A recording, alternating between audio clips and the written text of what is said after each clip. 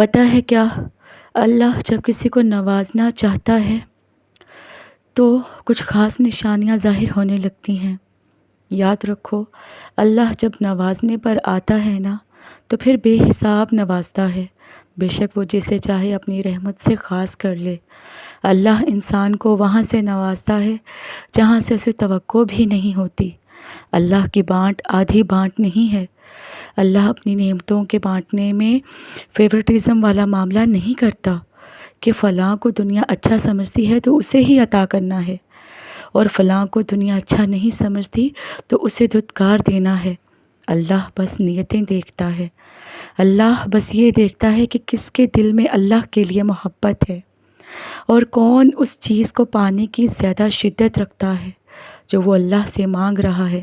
وہ بس خلوص دیکھتا ہے کہ کون اس کا اتنا خوف اپنے دل میں رکھتا ہے کہ اپنی چاہت کو پانے کی خاطر وہ ذریعہ موجود ہونے کے باوجود بھی کوئی غلط راہ اختیار نہیں کرتا۔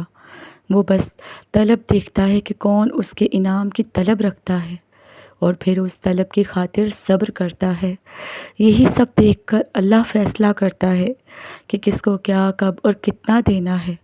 اور جو انسان اللہ کی اس آزمائش پر پورا اتر جاتا ہے نا، وہ بے پناہ غموں اور تکلیفوں کے بعد بھی اللہ سے مانگنا نہیں چھوڑتا ہے، تو پھر اللہ اسے غیب سے عطا کرتا ہے، پھر اللہ دیتا ہے۔ اور یاد رکھیں کہ جب اللہ دینے پر آتا ہے نا تو اتنا دیتا ہے کہ انسان کا دامن تنگ پڑ جاتا ہے، لیکن اللہ کی نعمتوں کی روانی نہیں رکتی۔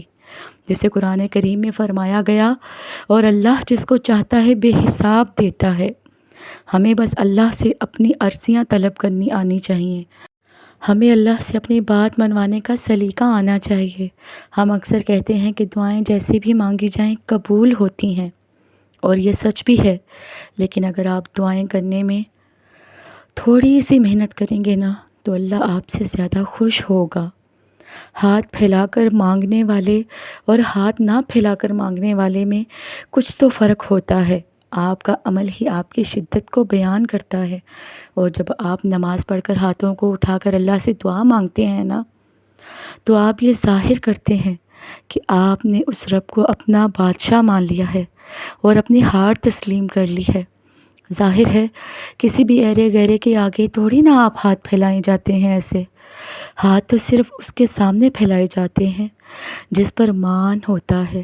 اور جب اللہ کو پتہ ہوتا ہے نا کہ آپ مان کے ساتھ آئے ہیں تو وہ اس مان کا بھرم کبھی نہیں ٹوٹنے دیتا، اور پھر ہاتھوں کو دعا کے لیے اٹھانے کے بعد آپ نے فوراً اپنی خواہشیں نہیں اللہ کو گنوانے لگ جانا، جیسے آپ صرف اسی مطلب کے لیے آئے ہیں، بلکہ سب سے پہلے آپ نے اللہ کی بڑائی بیان کرنی ہے۔ ہمیں لوگوں سے مدد نہیں مانگنی چاہیے۔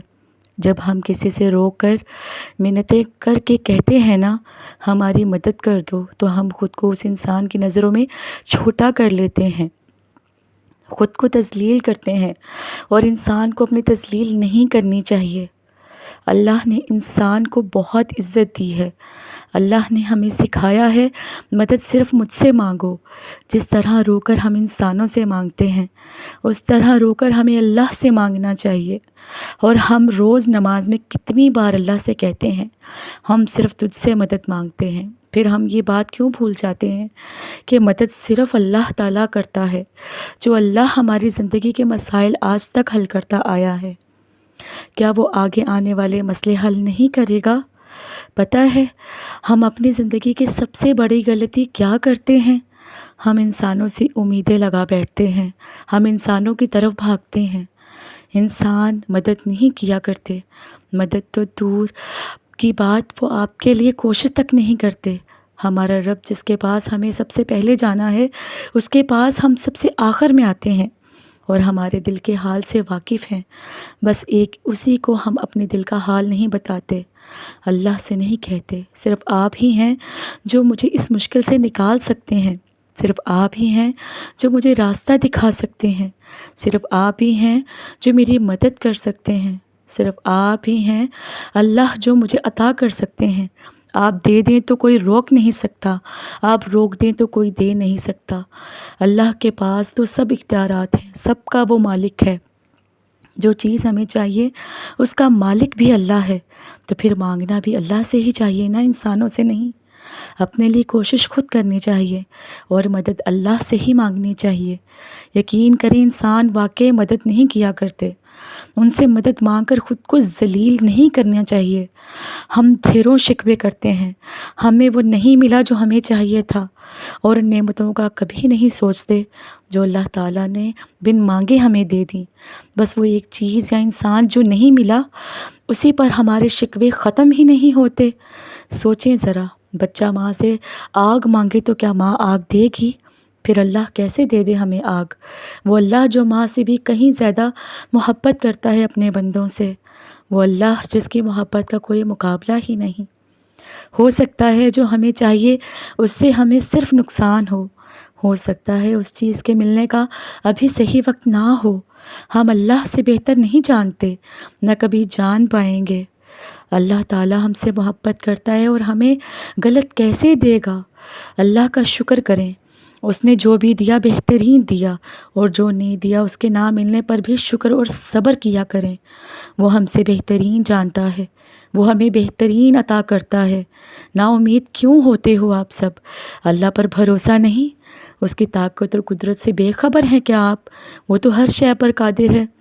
ایک وہی تو ہے جو امیدیں پوری کرتا ہے، ناممکن کو ممکن بنا دیتا ہے۔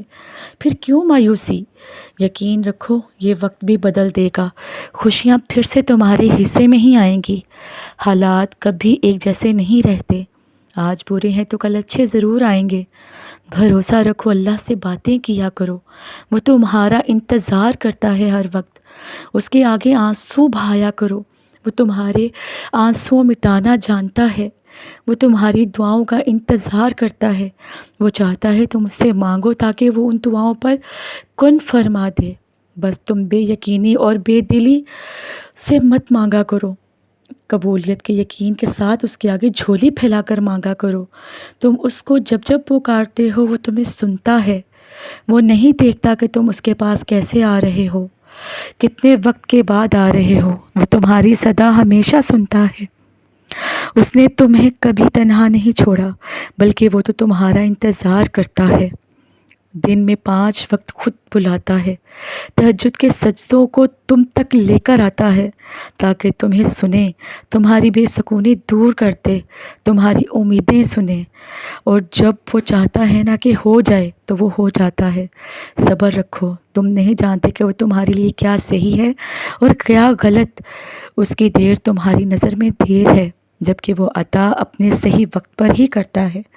صبر اور یقین رکھو، تمہیں اتنا عطا کرے گا کہ تم اس کا شکر ادا کرنے میں ساری عمر گزارنا چاہو گے۔